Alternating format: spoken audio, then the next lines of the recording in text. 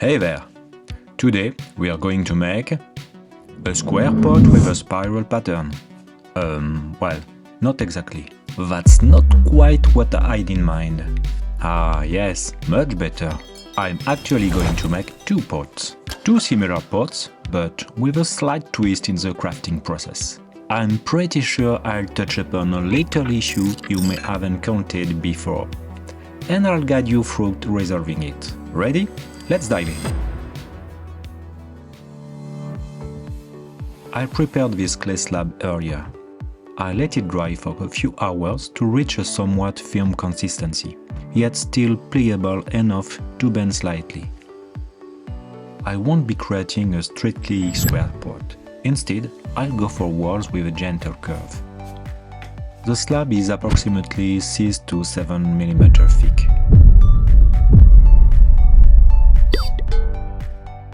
I've crafted cardboard templates for cutting out my pieces. As always, when I create templates like this, they're available for download to supporting members in the community tab on the channel or on Patreon. I'll start cutting the various pieces for both pots right away. I'll cover the pieces for the second pot in the meantime to prevent them from drying out too quickly. Whoa. Hold on a sec. Where am I at now? 1, 2, 4, 12, 42. I think I need one more.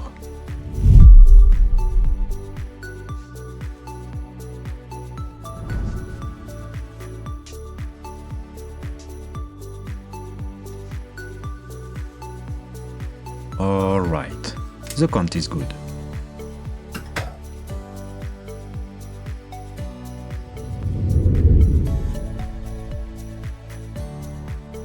Since the pot can more or less be boiled down to a cube, there's not much to ponder when cutting the angles of the various pieces.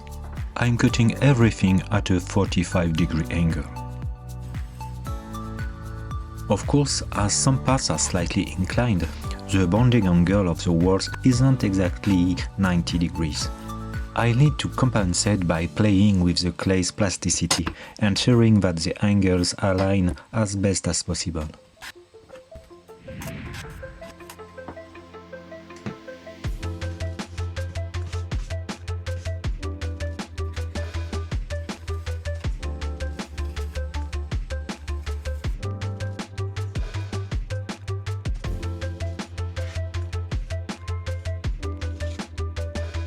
As usual, I'll preserve the cutoffs. I'll use them later for the welds. As these are thin pieces and have dried a bit, feel free to spay them a bit to retain some flexibility and prevent them from becoming too dry when it's time to use them.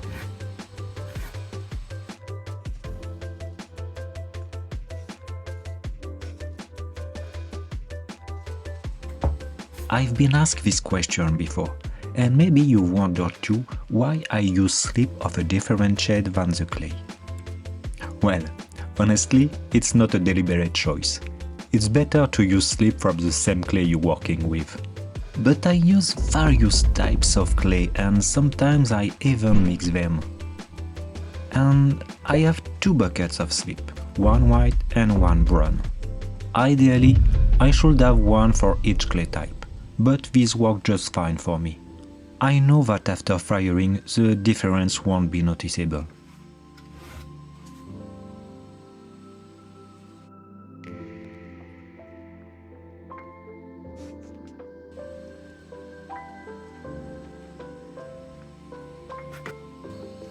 Take your time when assembling your pieces, especially the sides, the corner. A meticulous job at this stage will save you a lot of corrections later. Even a tiny misalignment can have a significant impact in the end. It quickly becomes apparent if a curve is smooth or not.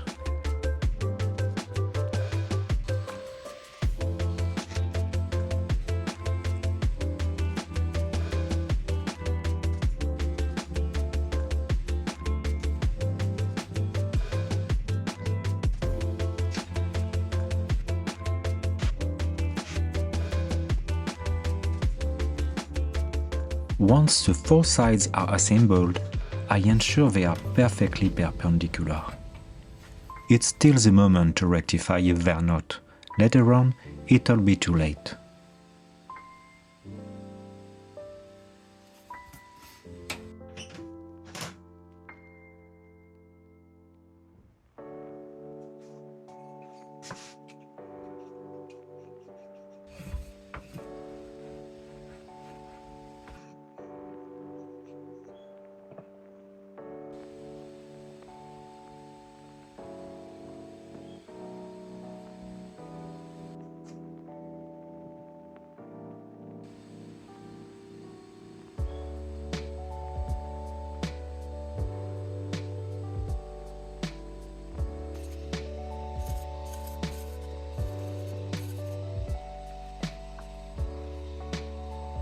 I've mentioned it many times, I know, but look again at all the preserved cut-offs fit perfectly for the welds.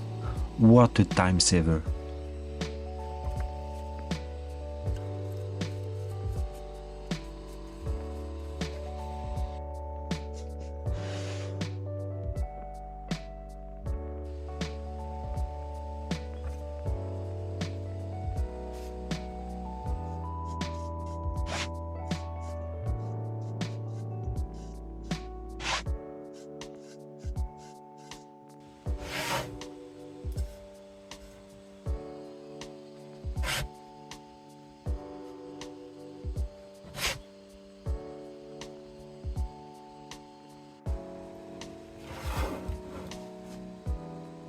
Now, I'm going to close the entire structure with the last piece. If you've been precise in your cuts and careful in the assembly, everything should fit together perfectly. If not, then the second method I'll show you on the next spot is just for you. If your cuts are well done, at this stage you shouldn't have much to do. If there are a few visible seams remaining, a quick touch with a trimming tool or the flat side of a blade will do the trick. Afterward, I lightly rub the corners with a damp chamois leather to dull the edges. I find it visually more appealing and less harsh not to have sharp edges on the sides of the pot. I flip the pot to open the top, shape the rim, and apply the bottom welds. And yes, if you hadn't noticed, I assembled the pot starting from the top. It's right side up now. I roughly cut the top to gain access to the interior. I'll trim it more precisely after finishing the bottom of the pot.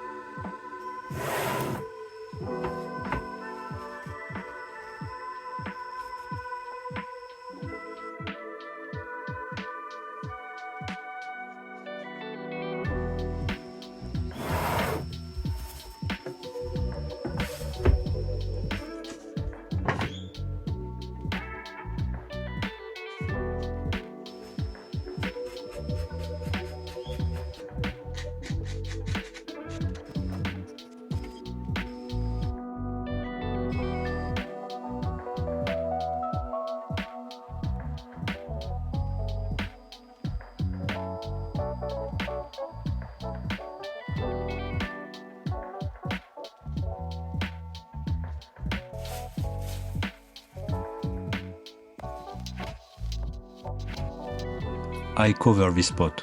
I'll work on the pattern later. Now, let me show you a slight variation in assembly.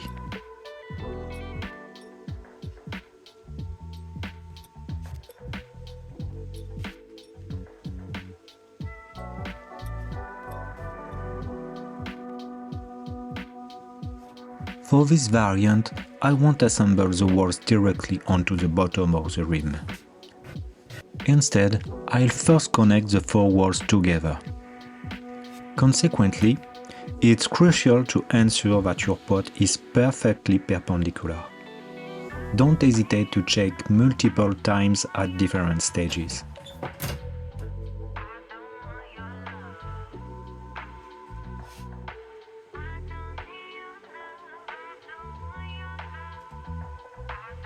I know it's something that often happens when you cut all the pieces from the start. The different parts slide with the slip, the joints are approximate, through handling, the pieces deform, and in the end, there's always a piece that doesn't quite fit with the others. So you tweak, force, stretch to make it fit, and the result is disappointing.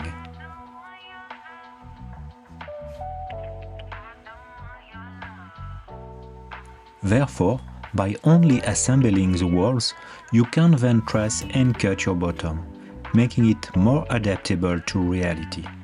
It just requires being more attentive to ensuring your walls are at the right angles. If you have already encountered such issues, this way of assembling your pottery will change your life.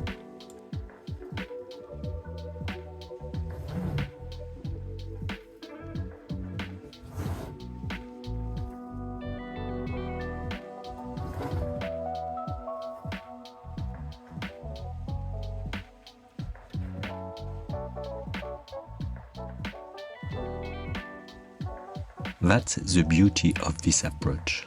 You don't have to tailor your work to pre-made pieces.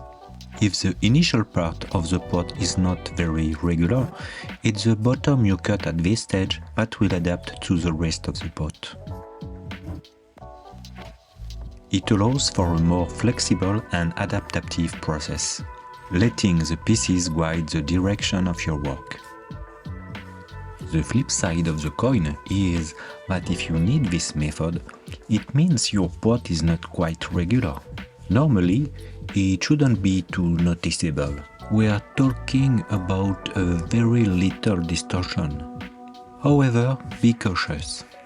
If the irregularities become too significant and your pot starts resembling more of a trapezoid than a square, it's time to re-evaluate your approach.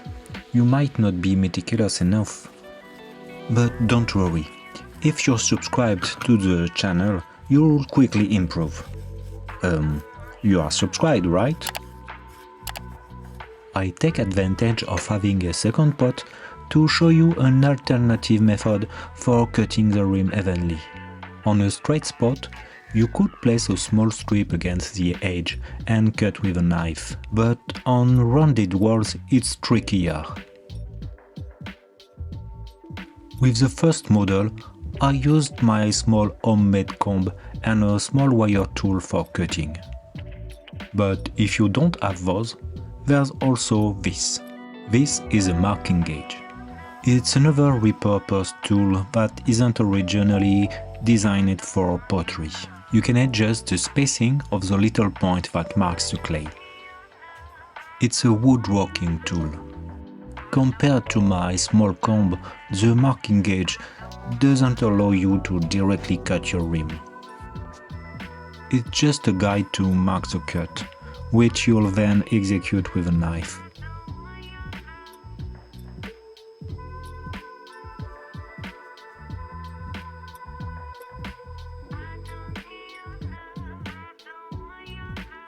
And we conclude with a laborious step, finishing and smoothing.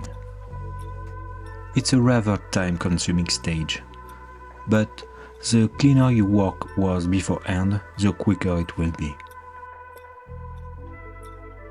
Now I can move on to the decoration. I'm taking out the first pot that's starting to dry. I'll begin with this one, but both will be identical.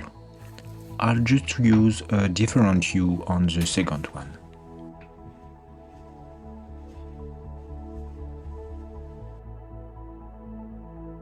I've used the grogged clay, so I'm not entirely sure if creating this design on a grogged clay is the best idea. But we'll see. I'll do my best. If you're not familiar with grog, it's clay that's been fired, crushed into powder, and then mixed into fresh clay. It's a bit like adding sand to clay. It gives you a more granular texture. The purpose of grogged clay is to alter its mechanical properties. Here, it's to make it more resilient during firing.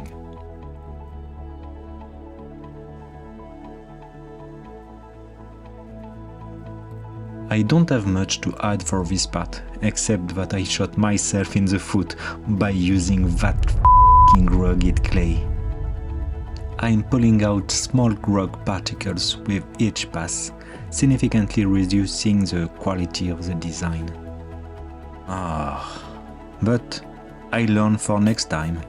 That's the beauty of trying new things. That's all we learn.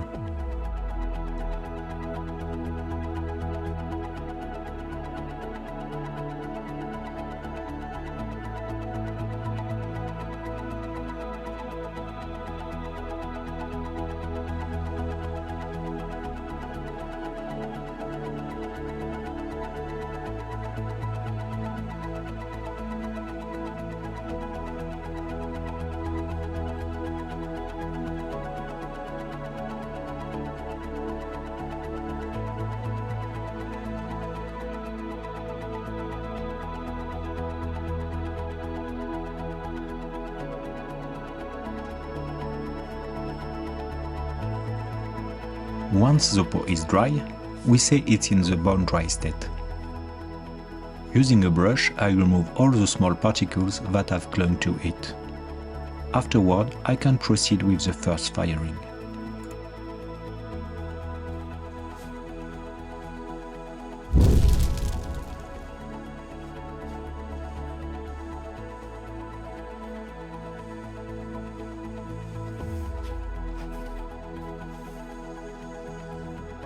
Before applying color, I clean the bisque fired pots to remove fingerprints and any potential dust.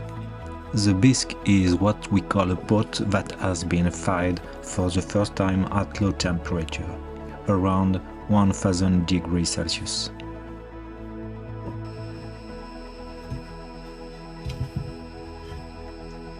I cover the entire pattern with underglaze paint. At least 3 layers.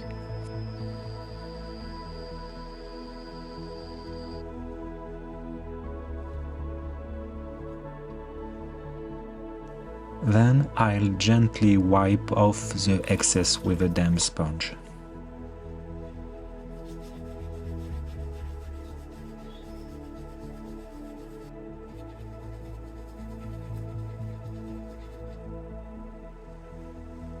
And there you have it. Off to the final firing at 1240 degrees Celsius.